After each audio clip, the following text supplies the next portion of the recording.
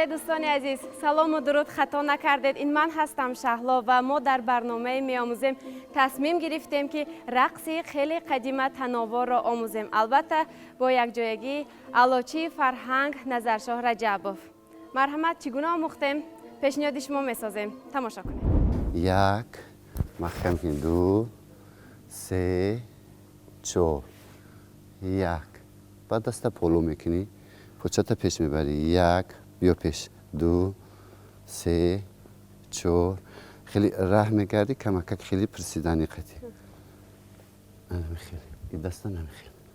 یک، دو، سه. نگاه کن. من رفتستی ها. یک، دو، سه، چهار. فهمیدی؟ دو تایی میکنی، دو تایی نکنی، اولش کن. پوچتا جمع میکنی، سرتا میبرداری، میخیلی. یک، ضرب ده، ام پوچت قد ضرب زمون. یک تا، دو، سه، چهار، پنج، شش، هفت، هشت. یک، دو، سه، چهار، پنج، شش، هفت، هشت. دستا بلو میکنی، پوچتا پیش میبینی. یک، دو، سه، چهار، پنج، شش. بعد در جد میکنی. یک، گردی خود. دو، سه، چهار، پنج، شش، هفت، هشت. دستاتا پیش میکنی. یک، دو، سه، چهار، پنج، شش، هفت، هشت. فهمیدی؟ کامیرا موسیقی خط کنیم کنی. یک.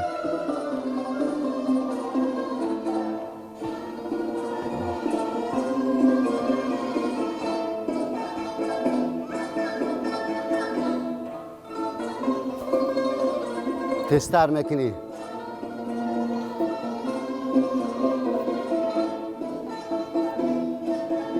اومدی. یک. پیش.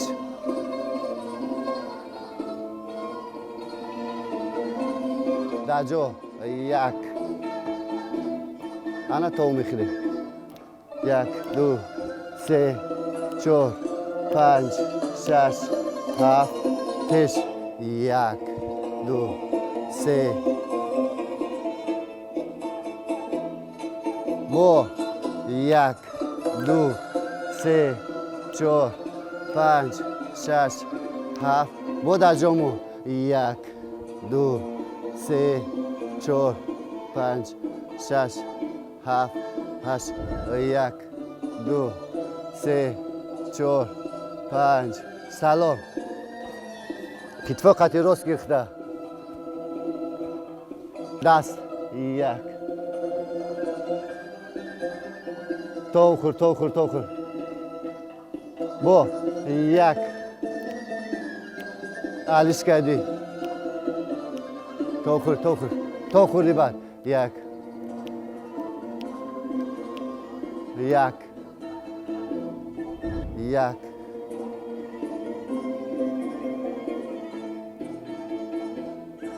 بایسته. یک.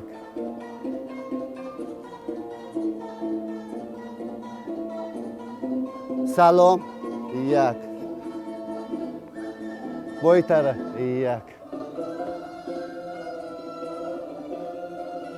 سلام. برو دستو. شدیم. یک.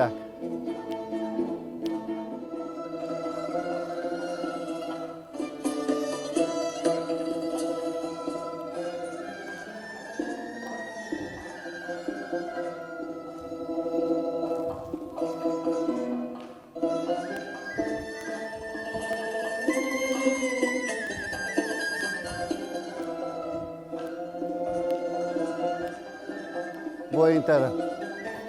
من دست. اورنج دست برد. کتفا. یک.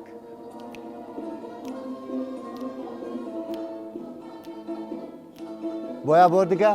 یک.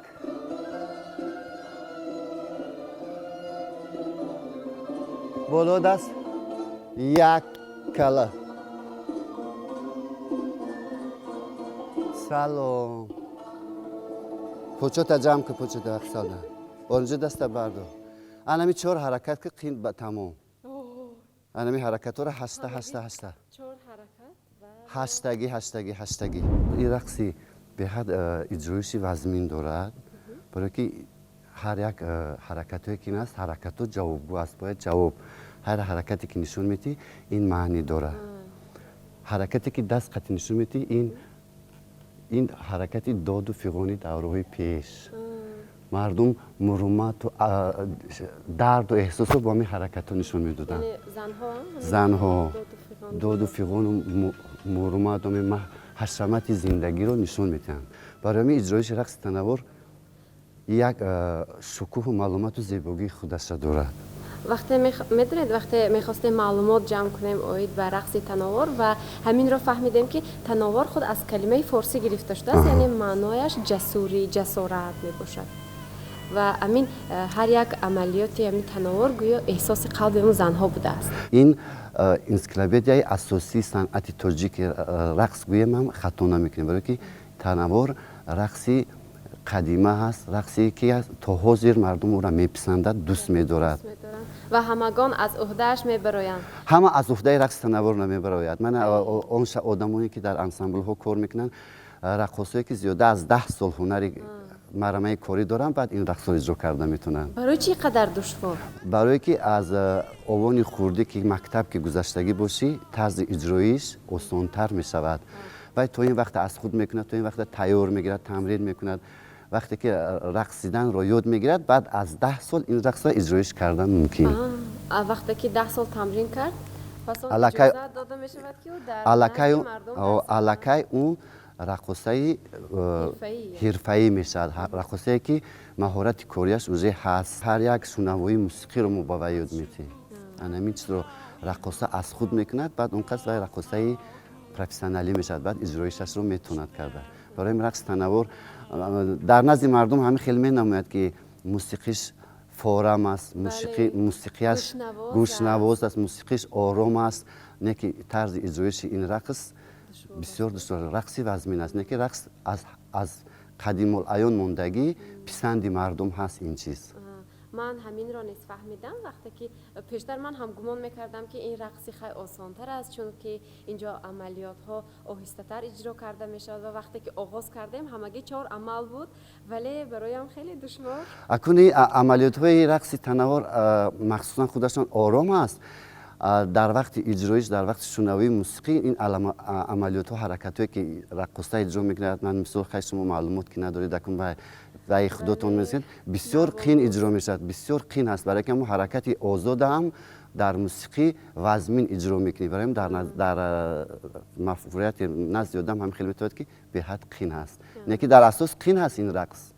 агар ин рақса пешниҳоди тамошобин, мана раққосҳои ӯзбекистон, мана ҳунарманди мардуми мукаррама Турғунбоева ин рақса ҳамин хел расондагӣ ки то ҳозир дар нақши одамо мондагӣ ки чӣ хел вай иҷро карда мешавад. мана аз раққосҳои мо мана ҳунарманди шоиста Саида Файзалиева ин рақса танаввур, ҳунарманди мардумӣ Иҳтиёҷи шӯравӣ, устоди ҳамаи мо ки мо энциклопедияи рақси классикиро омӯхтагем, Гавҳар Мирҷумаева омӯзондагӣ аст. онҳо ин рақсро бо ҳамун тамоме ки ҳастие ки чӣ тавре ки иҷро мешавад иҷро карда, маънии ҳар як ҳаракату ҳар як нигоҳро онҳо расонида тавонистагия. ва имрӯз энциклопедияи рақси классикии мардуми тоҷики мо гӯем хато намекунем. ин ҳунарманди бисёр болои қад, устоди бузурги мо, ҳунарманди иттиҳоди шӯравӣ, устод муаллима Гавҳар Мирҷумаева ҳастанд ки мо мана шогирдои охирон давро ин чизи ҳаракатҳои рақси классикиро махсусан аз ҳамун муаллима омӯхтагӣ мо. ва гумон мекунам дар баробари ин раққосаҳо, ин ҳунармандони хизматнишондода имрӯз рӯзноманигор Шаҳло Тураева ҳадди ақал дар шакли хеле сода метавонад ки ин рақсро иҷро кунад, аз уҳдааш барояд.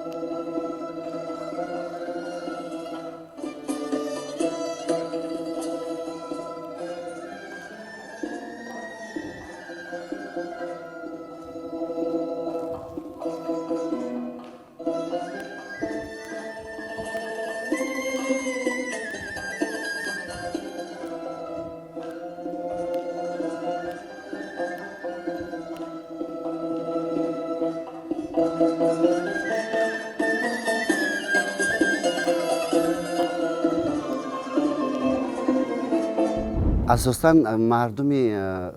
مردمی توجیک همه هنرمند هستیم، همه صنعت رو دوست می‌داریم. این با یک باعث خوشنودی است که من نطاق‌های تلویزیونم در این پیدایی میکنن، جستجو میکنن، میخوان که فهمن که این چی هست و میخوان که فهمن که چه خیلی اجرا کردن. اساسا مردم ما میبینن که در صحنه رقصا رقص میکنن، انسامبل خود میکنن که این اوسون خیلی رقص شد.